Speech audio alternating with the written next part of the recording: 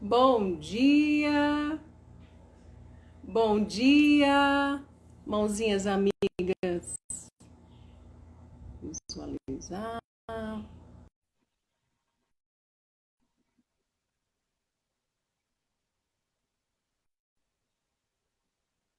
Bom dia.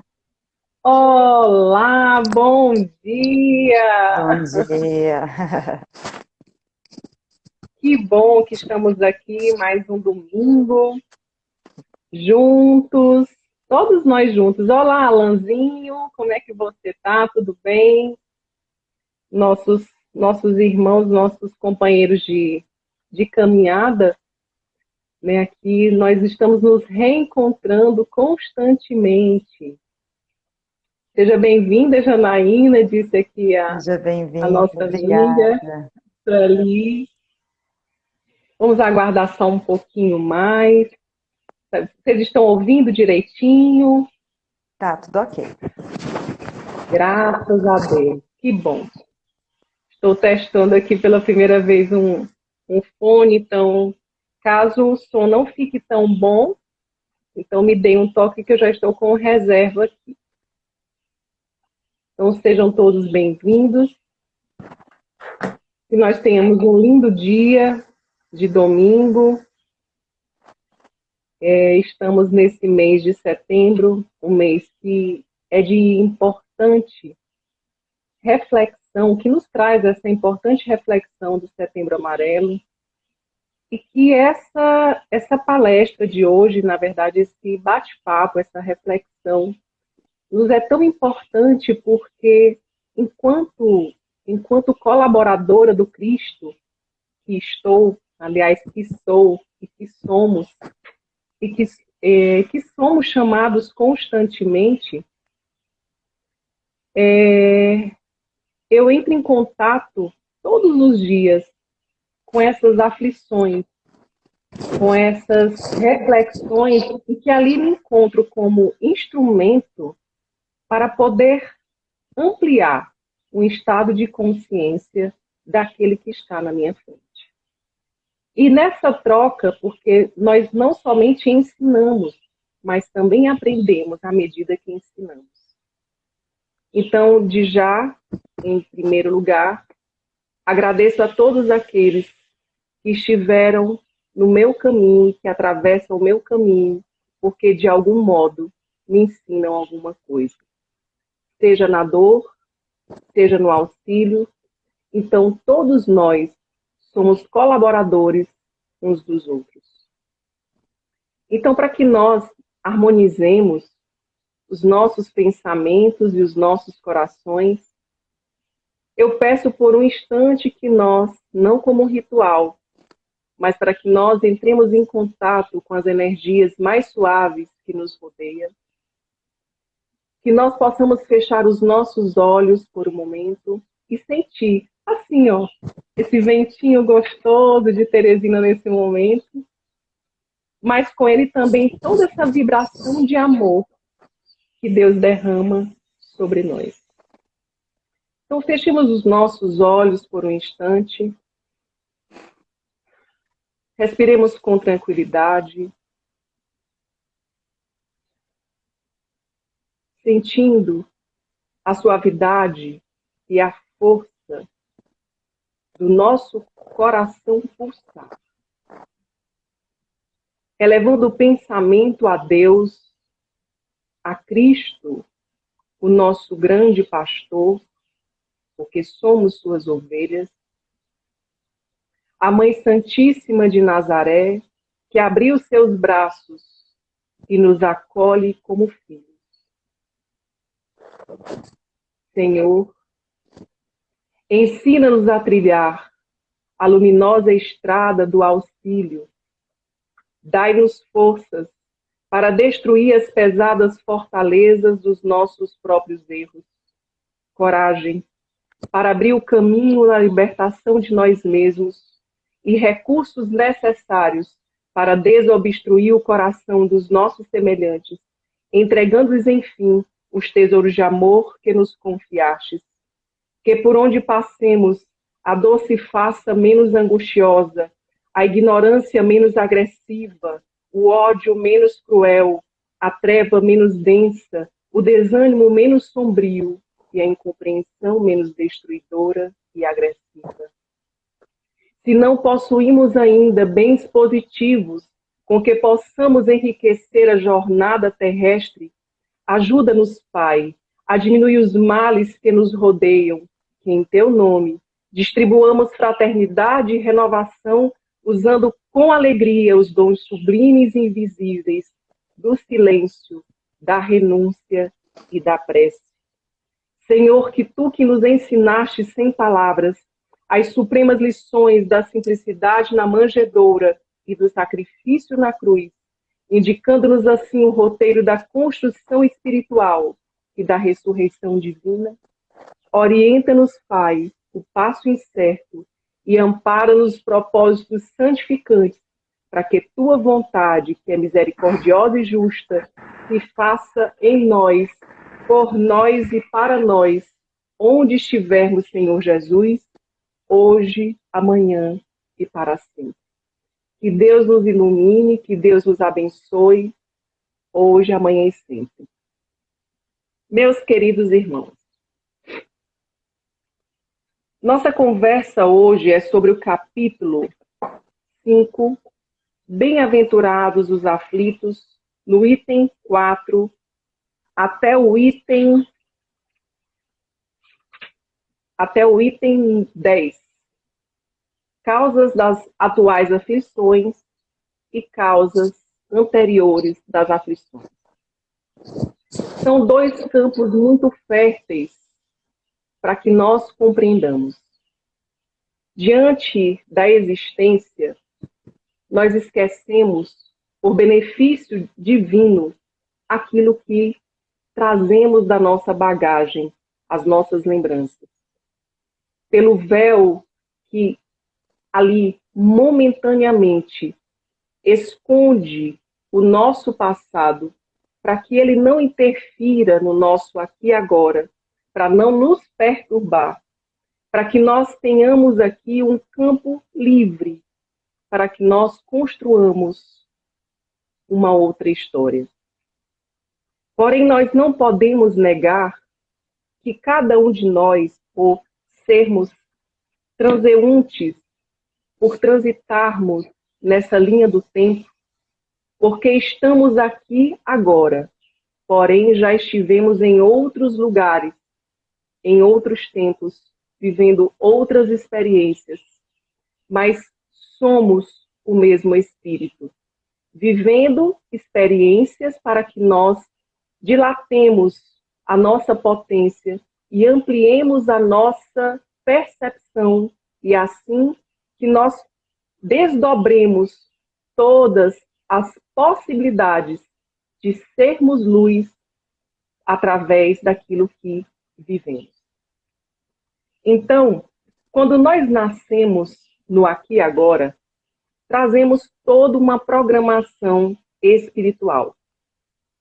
Parece, de fato, um conselho de classe, em que nós, os alunos ali, que estamos tendo uma nova chance para recomeçar, os nossos coordenadores e diretores, que no caso são os nossos mentores, e sob a coordenação divina de Cristo, faz-se um planejamento espiritual daquilo que nós devemos viver para poder exatamente expandir essa potência que existe em nós. Porque fomos criados espíritos simples e ignorantes, mas dotados de toda a potência para a luz. O caminho sempre será a luz. Por mais que atravessemos experiências no mal, na ignorância, no erro, entre aspas, porque tudo é uma questão de perspectiva. Se nós analisarmos o erro como algo muito ruim, nós corremos o risco de trazer esses equívocos como rótulos e nos culpabilizaremos e, consequentemente, nós tornaremos a nossa existência pesada. porque nós nos roubaremos por uma questão inconsciente de culpa as oportunidades que nos levarão para a luz. Mas voltemos ao nosso conselho de classe.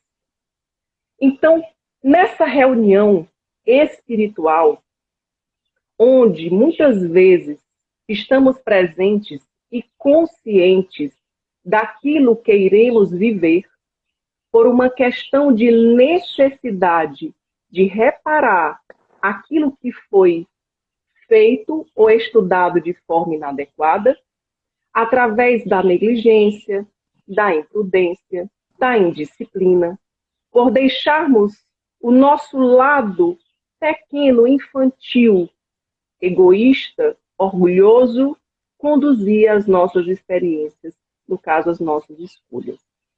Então, dentro desse planejamento espiritual, muitas vezes fazemos parte e estamos ali. Elaboramos juntos aquelas provas que iremos viver na experiência, na carne, por exemplo, no aqui e agora. É daí que surgem os laços consanguíneos, porque neste planejamento espiritual são reunidas pessoas que são necessárias para que haja o desdobramento dessas potências, assim como também para que nós reparemos aquilo que foi feito de forma equivocada. Não é comum, aliás, não é raro, nós nos reunirmos com pessoas que muitas vezes nos trazem algumas inquietudes. Ou seja, é comum que nós estejamos ali dentro de uma família em que nós nos encontramos com pessoas que trazem sentimentos de animosidade, de uma repulsa. Mas Deus, na sua bondade e misericórdia, também coloca pessoas que nos auxiliarão para que nós alcancemos os nossos objetivos naquela encarnação. Porém, meus amigos, neste planejamento, nós trazemos aquilo, ou seja, a bagagem do ontem, o que pode ser compreendido como as causas anteriores das aflições. As provas que nós vivemos, que não conseguimos explicar, por exemplo, em uma experiência que eu tive num hospital aqui de Teresina, uma menina de 16 anos com câncer de mandíbula, aos 16 anos de idade. Após o primeiro tratamento, nos exames de revisão, ela descobre uma metástase e que teve que retirar todo o maxilar, aos 16 anos de idade. Em plena adolescência e despertar de toda essa visão mais consciente de vida, onde a vaidade está ali, desabrochando como mulher. Porém, a sua experiência na dor traz uma oportunidade diante da doutrina espírita que nos esclarece. Por isso ela é consoladora, porque traz uma visão de justiça divina. Não como aquele juiz carrasco que pune o réu, mas através da experiência da dor, desdobra-se as potências desse ser imortal, para que se valorize e possa separar dentro de si o joio do trigo. São as experiências na dor, que são essas expiações, por exemplo, que aqui foi citada, porque não é uma prova qualquer. É uma expiação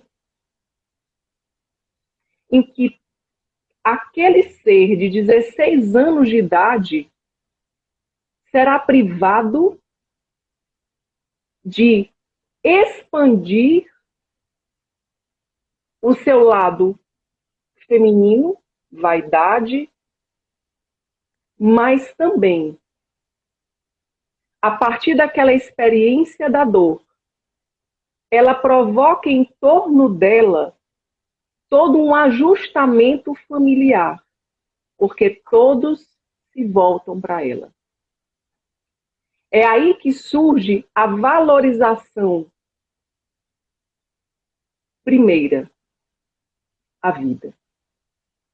Em que há um desprendimento daquilo que simplesmente naquela experiência se torna descartável.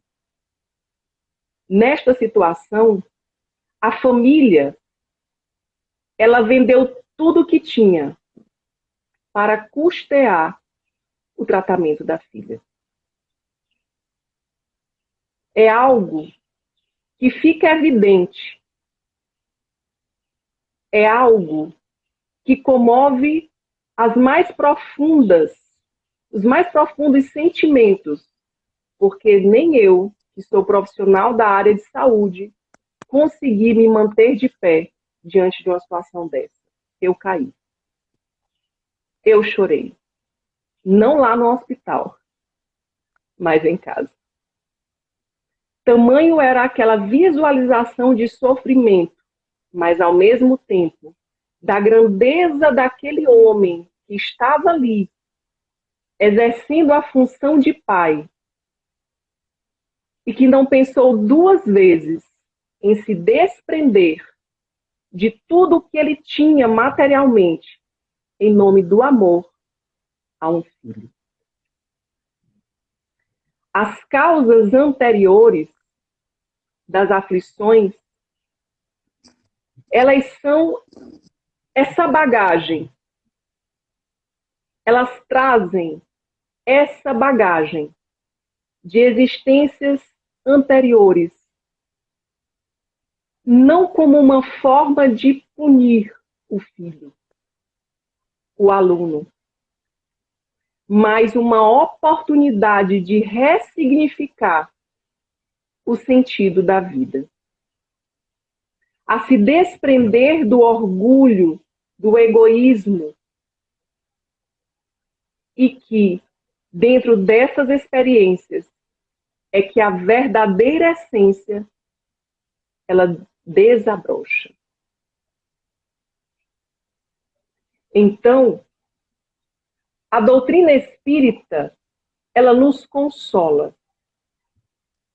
porque ela traz uma visão de um Deus justo, não de um Deus castrador, não de um Deus punitivo, porque se nós não tivéssemos essa visão que a doutrina espírita nos oportuniza, nós nos distanciaríamos desse Deus,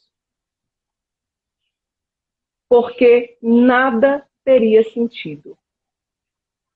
Porque nós culpabilizaríamos Deus pelas nossas dores. E, no entanto, quando nós descortinamos as existências, nós compreendemos as causas dos nossos sofrimentos no aqui e agora. E neste momento, como diz Francisco de Assis, a irmã dor. É aí que nós, diante dessas experiências, no nosso aqui e agora, é que nós podemos construir novas dificuldades. É no nosso aqui e agora, segundo o Evangelho espírita, quando mal compreendido o sofrimento, ele nos faz tombar, porque entramos no desespero. Muitos dos nossos sofrimentos acontecem, surgem, as nossas aflições surgem por escolhas equivocadas no nosso aqui e agora. E que nós temos uma tendência a responsabilizar os outros para uma satisfação do nosso ego, porque tememos assumir as nossas responsabilidades, porque é aprazível estar no lugar de conforto, o da vítima. Diante de situações, por exemplo, normalmente atraímos para junto de nós, por uma lei de sintonia, é uma lei natural. Semelhante atrai semelhante. E dentro dessa lei de sintonia, nós atraímos aquelas personalidades, ou pessoas, ou indivíduos, como queira mencionar, dizer, pensar, que são importantes para que nós nos percebamos. Serei mais claro. Ontem, a gente pode contar o milagre, mas não diz o nome do santo, né? Ontem, dentro de um atendimento clínico, chegou uma paciente muito debilitada, com um quadro de depressão grave. Já estava tomando várias medicações por dia. O sofrimento era tão intenso que o corpo dela tremia ao falar. Dentro do discurso em que ela trazia, se percebia claramente em que o lugar que ela se colocava era o lugar da vítima. Não que, de fato, o que acontecesse ao lado dela, ou em torno dela, as experiências que vinham até ela, de fato, são desagradáveis. As experiências são desagradáveis, duras, difíceis. Rejeição familiar, não sucesso profissional, dificuldade financeira. Mas em todas as situações, como ela mesma diz, são 30 anos num quadro igual. São 30 anos em que as experiências se repetem. São 30 anos, Priscila, vivendo a mesma coisa. E eu não sei por quê. E eu coloquei, porque são 30 anos você fazendo a mesma coisa. Parece duro e frio de se dizer, de se ouvir, na verdade, dizer não. Porque a cura, ela está na verdade. Lógico que ela não precisa ser dita de forma cruel, porque não é assim que acontece dentro do processo terapêutico. Mas a cura, ela só acontece com a luz, a partir desse esclarecimento das posições em que nós ocupamos na vida. No momento em que eu me comporto repetidamente da mesma forma, eu terei as mesmas experiências. Mas, no entanto, como mecanismo de defesa, ela traz o seguinte: eu não aguento mais viver desse modo. Eu não aguento mais suportar o desprezo, o descaso da minha família. Eu não aguento mais não ser reconhecida. Então, vejam em que o indivíduo tem duas possibilidades, no mínimo. Ou de continuar à espera de uma aprovação, de uma aceitação do outro, ficando numa posição ali de mendigo afetivo, ou eu compreendo que a natureza daquelas pessoas é daquele jeito. Ou eu espero a vida inteira e sofro a vida inteira por receber migalhas ou nada, ou eu compreendo que eu posso me nutrir de mim mesma. Não é tão simples assim. Porém, se nós olharmos para o Evangelho segundo o Espiritismo, o que foi que o Cristo disse? Aliás, não somente o Evangelho, o próprio Evangelho do Cristo. Amai a Deus sobre todas as coisas e ao próximo como a ti mesmo. Eu preciso me amar.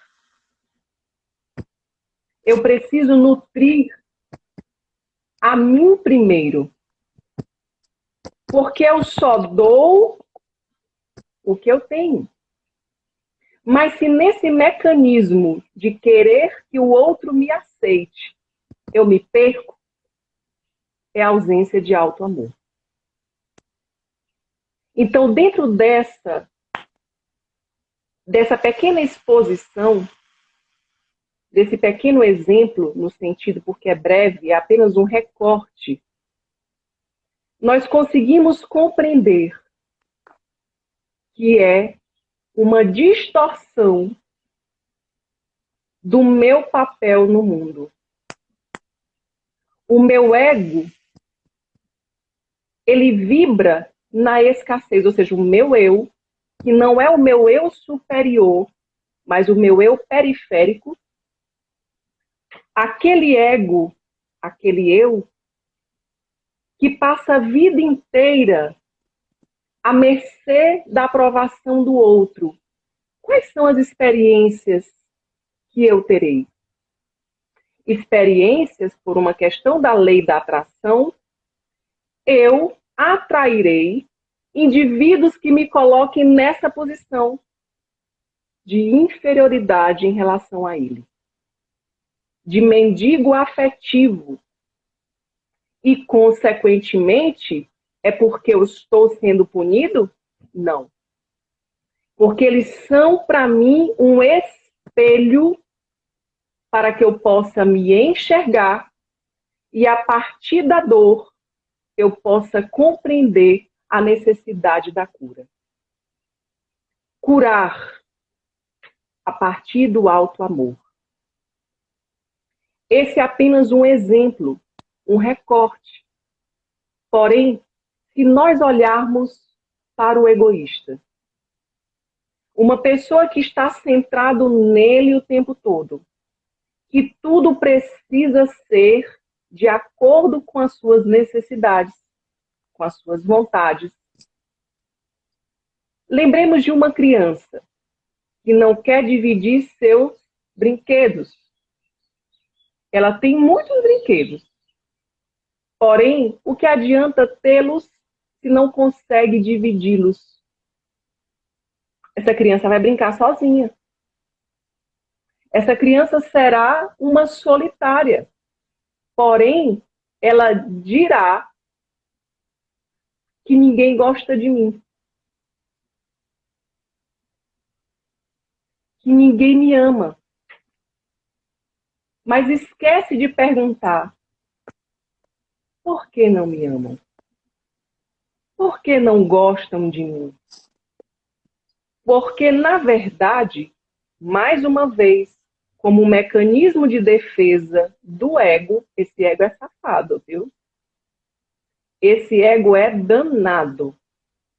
Mas ele tenta apenas ser porque quer controlar as experiências, porque a negação dessas imperfeições, porque o objetivo desses encontros, desses dessabores, desses desconfortos, na verdade, é a oportunidade do autoencontro.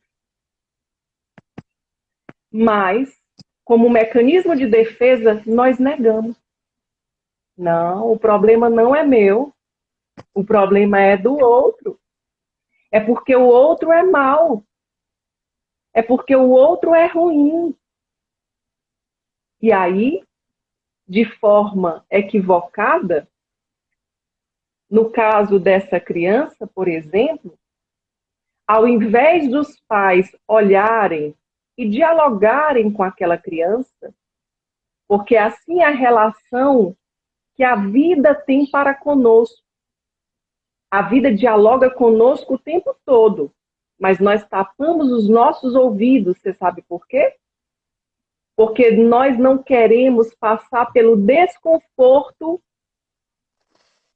de encontrar com as nossas imperfeições. Então a gente culpabiliza o outro. E os pais equivocados, eles dizem: ah, todo mundo é mau, não tem problema não, meu filho. Mamãe brinca com você, vamos passear, reforçando aquele comportamento. Compra-se um brinquedo mais caro e cada vez mais alimentando o seu egoísmo. E a vida, como uma exímia colaboradora do progresso, porque tudo vibra amor e tudo nos leva para um só objetivo, para a luz. Por mais que resistamos às reflexões necessárias, nós somos empurrados quando resistimos arrastados para a luz. Porque todas as experiências, elas podem ser convertidas em luz, dependendo do aprendizado, da reflexão que fazemos. Quantos de nós, por exemplo, depois de muitas experiências, chega ao final da vida e diz: se eu tivesse tido, ou se eu tivesse tido a ideia, o pensamento, a maturidade que tenho hoje, eu não teria feito aquilo outro. Mas a gente esquece que a experiência, a maturidade, ela se dá através dessa vivência. São desses encontros. Então, tudo se converte em amor. Nós é que resistimos a ele. Nós é que não entendemos a comunicação, a pedagogia divina. Porque estamos centrados aqui no nosso ego, na nossa visão infantil. Por isso, meus amores, eu sei que o nosso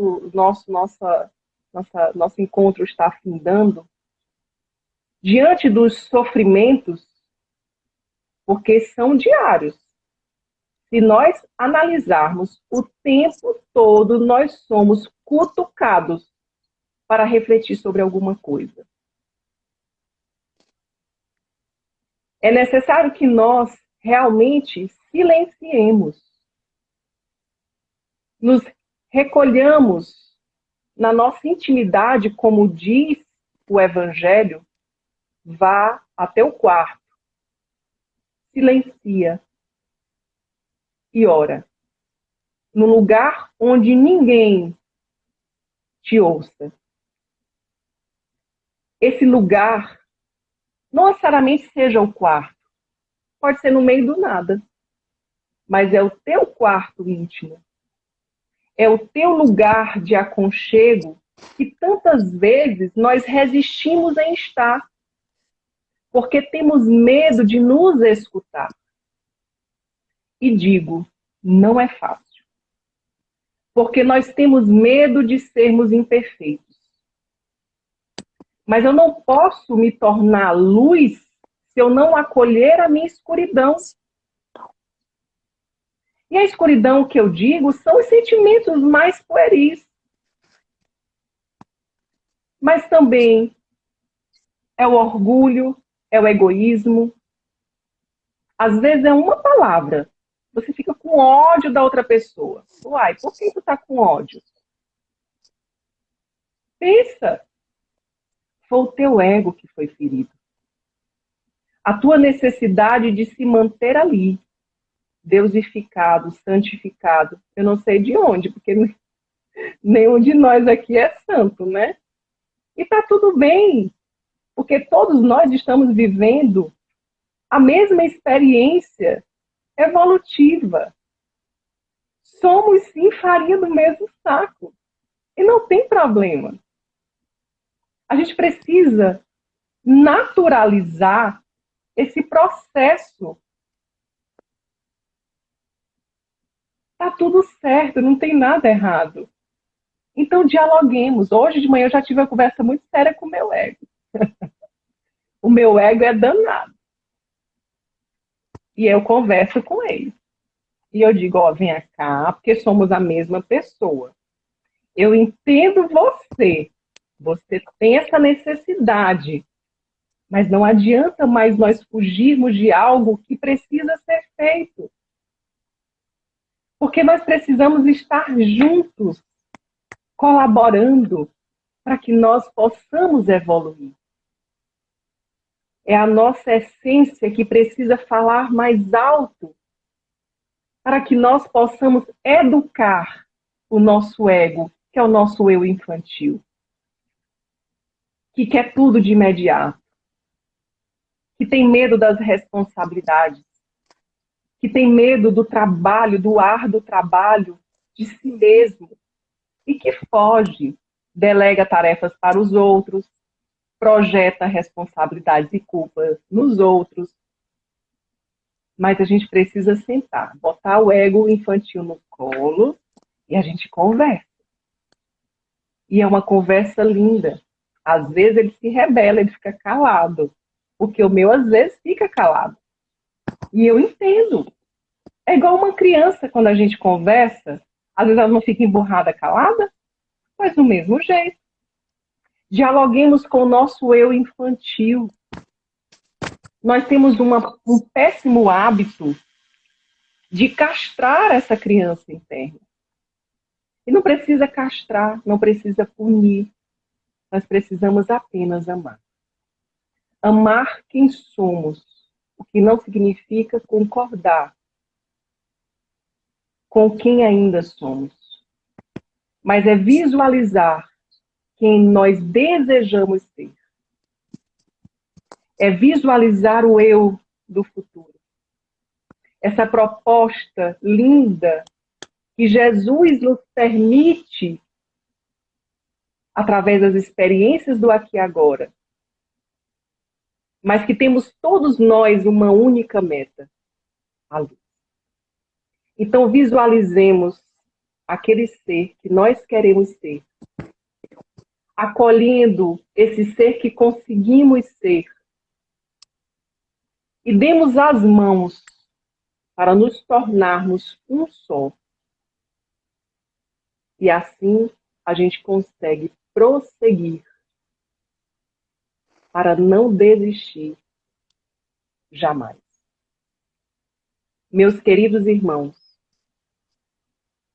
que nessa linda manhã ensolarada da nossa capital, luz e sol, bastante sol, que nós possamos refletir e acolher quem somos, para nos tornarmos um ser de luz e de amor. Convido a todos nós, neste momento, para que nós possamos agradecer e louvar a Deus, a Cristo, a nossa Mãe Santíssima e a todos os trabalhadores da luz que silenciosamente nos assistem, nos amparam, nos protegem, porque eles são muitos. Nós nunca estaremos sozinhos. Nós é que fechamos os nossos ouvidos e os nossos corações para a voz do amor. Pai nosso que estais nos céus, santificado seja o vosso nome. Venha a nós ao vosso reino. Seja feita a vossa vontade, assim na terra como no céu. O pão nosso de cada dia nos dai hoje. Perdoai as nossas ofensas, assim como nós perdoamos a quem nos tem ofendido. E não nos deixeis cair em tentação, mas livrai-nos de todo o mal. Amém. Que a paz de Cristo esteja com todos nós, hoje, amanhã e sempre. Graças a Deus. Amém.